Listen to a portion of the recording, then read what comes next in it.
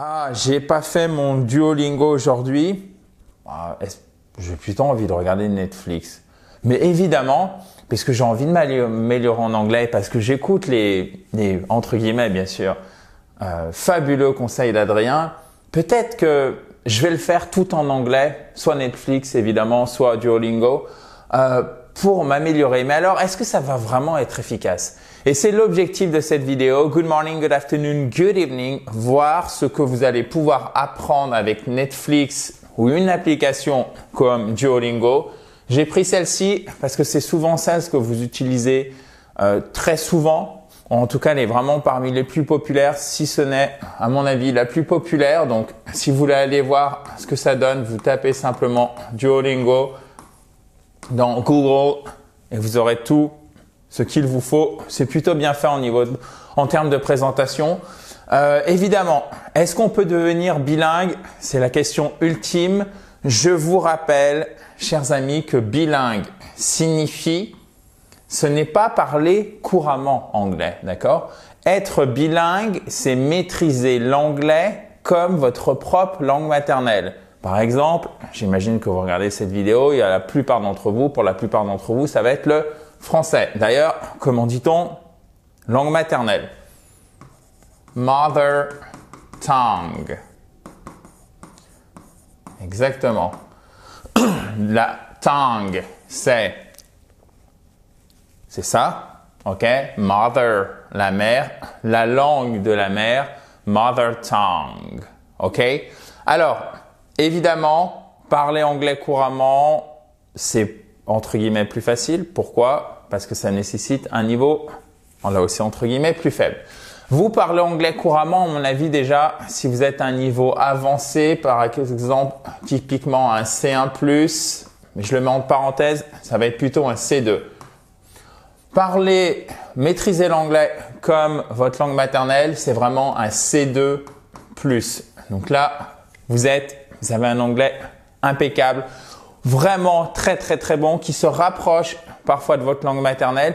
Et vous verrez que si vous souhaitez ou si vous avez déjà ce niveau, vous avez pu constater qu'il y a des choses que vous pouvez exprimer plus facilement, par exemple avec l'anglais, que dans votre propre langue maternelle, puisque les langues sont façonnées de manière différente, ce qui fait que parfois il est plus facile d'exprimer telle ou telle idée, même parfois des idées simples, en anglais par rapport au français. Et plus vous évoluez, plus vous pouvez le faire pour des réflexions complexes.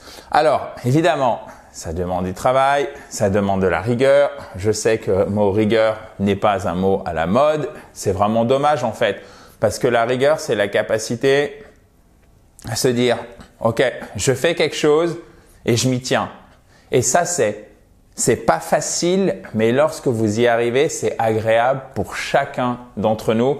Donc, c'est pour ça que je vous disais que c'était pas à la mode, mais évidemment, vous l'avez compris, c'est indispensable et c'est pas quelque chose qui se fait dans un claquement de doigts, avec un claquement de doigts. D'ailleurs, comment on dit claquer ses doigts? To snap my fingers. Ok? To snap, claquer mes doigts, my fingers. Je suis le premier à dire « Ah, il faut que je fasse une nouvelle vidéo pour la chaîne YouTube » et puis parfois je le remets au lendemain. D'accord? Mais maintenant, avec l'habitude, déjà, j'aime vous les faire, ces vidéos, et je les fais avec rigueur et il y a une régularité qui s'est installée. Ce qui est valable pour vous est valable pour moi et inversement. Donc, on est tous dans le même bateau, chers amis. Il faut environ 1000 à 1200 heures d'apprentissage. Alors, évidemment, c'est un chiffre qui est totalement arbitraire. Ça peut être plus, ça peut être moins, ça dépend de la qualité aussi de votre méthode. Si vous maîtrisez d'autres langues étrangères, ça va aller beaucoup plus vite. Peut-être que ça sera 3000, 4000 heures, mais vous n'êtes pas là de toute façon à compter les heures. Mais c'est pour vous donner un marqueur. Et ça ne se fera jamais sans pratique et ou immersion. Ça, c'est évident. Et même pour avoir un niveau d'anglais avancé. Ou alors, vous allez avoir un déséquilibre majeur entre votre niveau à l'oral et votre niveau à l'écrit. Alors, en ce qui concerne Netflix et Duolingo, puisque je vous avais promis qu'on ferait référence à ces deux outils qui sont de très bons outils pour vous améliorer en anglais, mais qui sont totalement, en fait, incomplets. Pourquoi? Les côtés positifs. Avec Duolingo, vous allez renforcer votre grammaire et votre vocabulaire courant. Courant. Et même de base. Parce que ça reste parfois basique et trop basique. Et c'est souvent, là aussi, c'est ce que je reprocherais aux applications et ce qui vous à mon avis, peut vous handicaper dans votre apprentissage de l'anglais, c'est qu'on est plus basé sur la reconnaissance du vocabulaire, un peu de prononciation, mais il n'y a pas assez de grammaire, il n'y a pas d'explication et du coup, après, derrière, vous n'avez pas cet accompagnement. Donc, pour monter à des niveaux qui sont niveau intermédiaire plus, B2, niveau avancé C1, C2, ça va être compliqué. Donc, c'est bien pour vous remettre en jambes. Netflix, c'est parfait pour améliorer votre compréhension orale, puisque là, vous avez de l'anglais en plus souvent sur des supports que vous connaissez. Le plus efficace, c'est regarder une série en anglais que vous avez déjà vue en français parce que vous connaissez déjà ce qui se passe. Donc, ça va vraiment vous aider. Et là, vous pouvez vous concentrer sur l'anglais. Si besoin avec les sous-titres, toujours la voix en anglais, bien sûr. Si besoin avec les sous-titres en français. Si vous êtes à l'aise avec les sous-titres en anglais, mettez les sous-titres en anglais. Mais aujourd'hui, c'est tellement facile de changer de sous-titres. Il y a 20 ans, vous n'aviez pas tout ça, que vous pouvez très bien essayer avec les sous-titres en anglais. Si c'est trop difficile, c'est pas grave. Vous revenez aux sous-titres en français. Ne vous mettez pas trop, s'il vous plaît, la pression.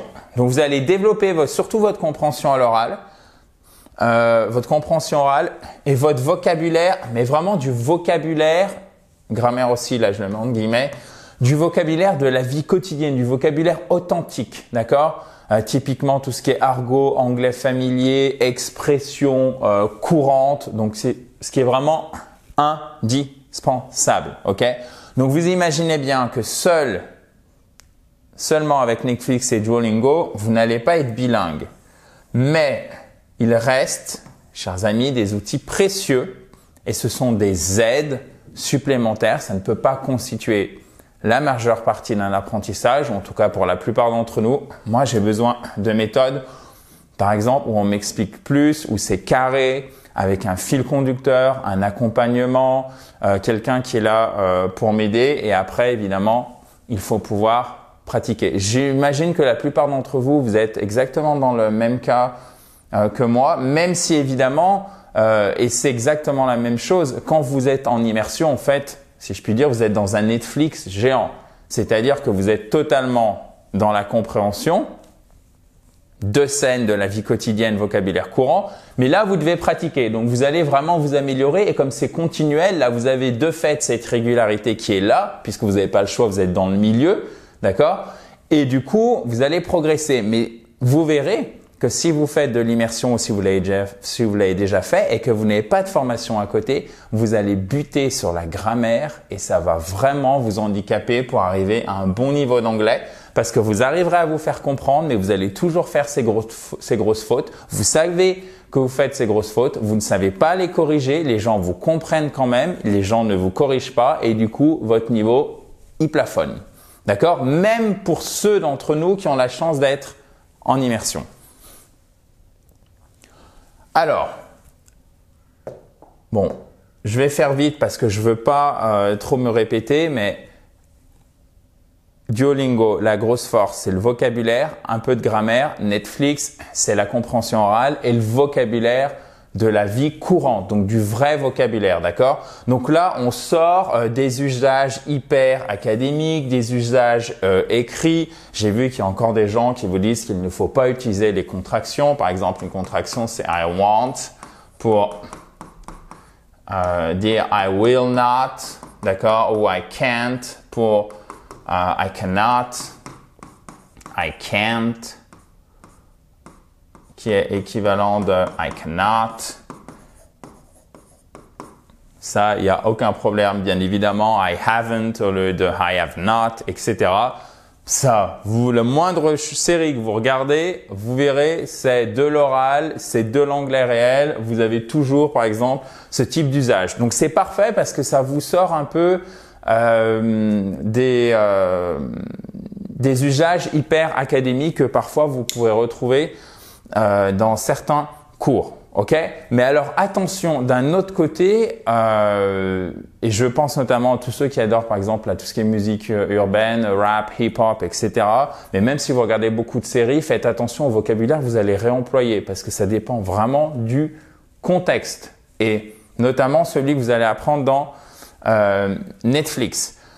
Une chose aussi que je voulais absolument vous dire, deux choses, parce qu'il y en a une que j'allais oublier, c'est la première, vous pouvez récupérer le PDF en cliquant sur le i en haut à droite ou sur le lien qui est juste en dessous dans la description si vous êtes sur mobile ou sur tablette, il arrive directement dans votre boîte email et vous pouvez aussi vous abonner à cette fabuleuse chaîne YouTube en cliquant sur le bouton rouge en bas à droite.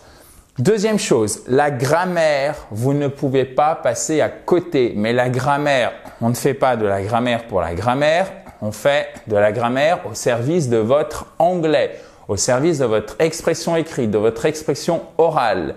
La grammaire, c'est le squelette et le vocabulaire, ce sont les organes. On pourrait le voir comme ça. Donc, sans colonne vertébrale, hop, on tombe, on s'affaisse, ça ne convient pas. Sans colonne vertébrale, donc sans grammaire, votre anglais va être, si je puis m'exprimer ainsi, flasque et vous allez faire plein de fautes, il sera pas structuré, vous ne pourrez pas en fait tout simplement vous exprimer correctement, vous allez vite être coincé en fonction de votre niveau de grammaire. Parce que souvent on se dit « Ah, j'apprends plein de mots, bon, est-ce que je sais les prononcer? Pas trop, mais ça devrait passer, je vais assembler tout ça, je vais faire des phrases. » Non, non, non, il faut travailler spécifiquement la grammaire. D'accord? Alors je sais que je fais mon prof, mais vraiment, si vous voulez être efficace, si vous voulez progresser rapidement, parler rapidement anglais, si vous suivez bien toute mon analyse et tous les conseils, en plus ça reste à mon avis simple, vous verrez, vous irez beaucoup plus vite que si vous foncez, si je puis dire, dans le tas et vous voulez apprendre plein de vocabulaire par cœur, ça ne marche pas. Donc, les avantages. Donc, on a vu une Duolingo juste avant, j'en ai déjà parlé un peu. Au niveau de Netflix, vous avez vraiment des structures qui sont propres à l'oral. Et je suis persuadé, alors ça peut être Disney+, ça peut être Netflix, ça peut être HBO, mais je crois qu'on l'a pas en France, qui est une grosse chaîne américaine. Je me demande même s'ils n'en ont pas plusieurs qui produisent des séries hyper connues que évidemment je n'ai plus en tête lorsque j'en ai besoin. Disney+, que vous pouvez regarder aussi. Il y a des choses apparemment très très très bien dessus comme The Mandalorian, qui est une super série. Mandalorian. Alors c'est univers de Star Wars, donc il faut aimer. Vous avez aussi The Book of Boba Fett. J'ai cru comprendre qu'elle était absolument géniale. Ok. Oh, j'espère que je ne fais pas de faute. Je suis pas sûr de l'orthographe de Boba. Mais là, je suis quasiment sûr qu'il y a 2 T à la fin. Donc, je m'en excuse par avance. Mais regardez ces 2 séries si vous y avez accès. C'est pas très dur comme anglais. Mais c'est parfait en fait. C'est des séries qui sont super bien calibrées pour progresser rapidement. Donc, avec Netflix et tous ces autres outils à votre disposition, je suis sûr que ça a augmenté le niveau de l'anglais de la population française, de la population belge, de la population suisse. Quel que soit le pays où vous vous trouvez. Alors, je ne sais pas si vous avez accès, par exemple, en Côte d'Ivoire, au Maghreb. Je suis pas sûr. Là, j'avoue, je vous avoue mon ignorance, mais c'est la même chose. Ça fait beaucoup pour l'anglais, mais surtout pour la compréhension. Et c'est pas suffisant. D'accord? Ce n'est pas suffisant, malheureusement. Et ne tombez pas dans le piège de reproduire, en fait, sans réfléchir, le vocabulaire que vous allez entendre dès que vous allez vouloir parler. Ok? Donc, prenez-le pour ce que c'est-à-dire un super outil, mais n'oubliez pas aussi qu'il faut faire un minimum de grammaire, qu'il faut pratiquer et surtout que vous ayez un fil conducteur dans ce que vous apprenez pour que ça s'emboîte naturellement. D'accord? Donc, vous pouvez par exemple, pour commencer, regarder les vidéos de la chaîne YouTube. Pour ceux qui suivaient un des programmes d'iSpeak Spoken, alors évidemment, je suis jugé parti. Ça, c'est clair et net. Mais je pense qu'en fait, c'est logique comme approche parce que quand vous avez un fil conducteur et quand vous avez quelqu'un pour répondre à vos questions, vous allez beaucoup plus vite. Tout simplement. Voilà, donc Duolingo, Netflix, c'est très bien pour progresser, mais ce n'est pas suffisant que vous vouliez un bon anglais ou que vous souhaitiez être bilingue, chers amis. Bon, j'espère que ça vous a plu. Si vous ne l'avez pas fait, vous pouvez télécharger votre PDF. Je vais me pousser un peu pour que vous voyez tout. Enfin. En cliquant sur le i en haut à droite, et si vous ne voyez pas le i, vous êtes probablement sur tablette ou sur mobile, il suffit de cliquer sur le lien qui est juste en dessous dans la description. À très vite et toujours dans la joie et la bonne humeur. Bye bye!